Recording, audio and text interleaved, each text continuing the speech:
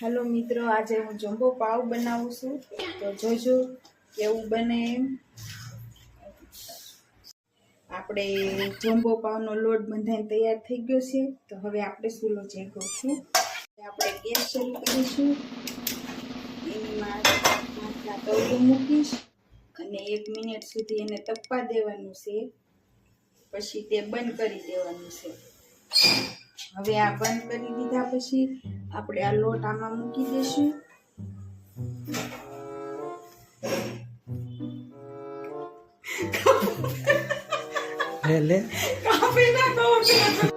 હવે એની માથે આ ડીશ ઢાંકી આપણે એને 1 સેકન્ડ માટે રહેવા દેવાનું છે.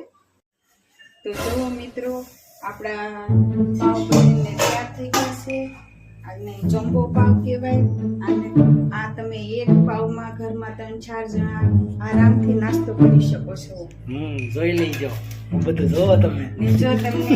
જો તમને આમાં કંઈ પણ ગડબડ લાગતી હોય તો અમારા વિડીયોને લાઈક કરજો, શેર કરજો અને કમેન્ટ કરજો. કરી દેજો કમેન્ટ જલ્દી.